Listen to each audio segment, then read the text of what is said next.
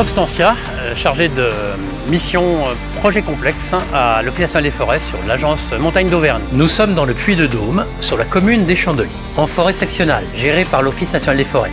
Les sections de communes propriétaires sont représentées par un syndicat mixte de gestion forestière. Dans les années 1970, avec l'aide du Fonds forestier national, les épicéas communs ont été plantés, une grande partie sur des zones humides jugées alors improductives. Et pour faire cet investissement, il a fallu faire des techniques particulières par rapport à toutes les autres plantations qui ont été faites sur le secteur. On a dû notamment drainer, avec plusieurs kilomètres de drains principaux. Et au milieu, on a planté des arbres sur des billons. Nous, on ne voulait pas intervenir en couple parce qu'on pensait que les engins traditionnels qui passent ici, les grosses abatteuses, se seraient enfoncés dans le sol et auraient encore plus abîmé la zone humide. Et puis, on a eu une proposition du Valtom, le syndicat mixte qui s'occupe des ordures ménagères, qui cherchait à compenser et à restaurer.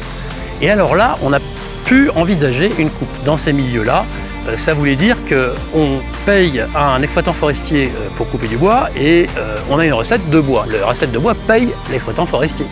Là, c'était une balance négative.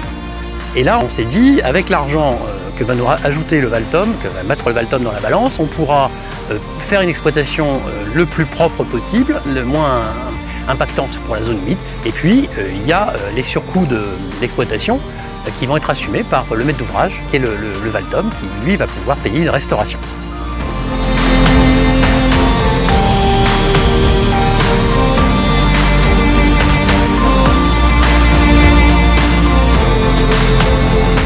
Oui, avant c'était une pâture, bon l'herbe n'était pas tellement bonne, mais bon, les vaches, en début d'été, elles mangeaient. Après, elles cherchaient dans les joncs, aux endroits humides.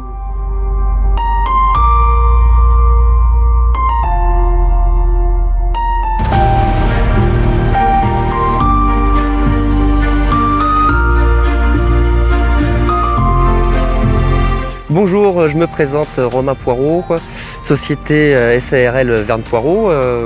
On est spécialisé dans les zones humides, en forestier, essentiellement les rivières, tous les secteurs à accès difficile et du coup qui demandent des contraintes. Alors on est ici sur une assez grande zone humide, une tourbière de Sven. On a dû mettre en place des techniques assez particulières avec des engins le moins lourd possible pour les impacts et le tassement de terrain.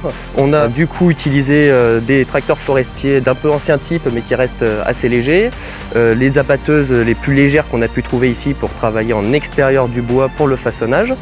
Et après, tout ce qui a été abattage, la plus grosse partie dans les zones les plus délicates de la zone ont été faites à la main.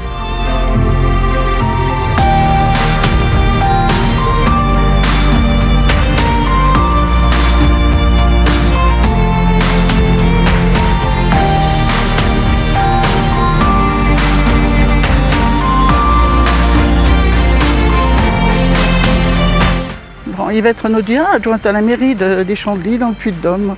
Le Valtom nous a demandé de compenser une zone humide parce qu'ils ont besoin de terrain sur Ambert.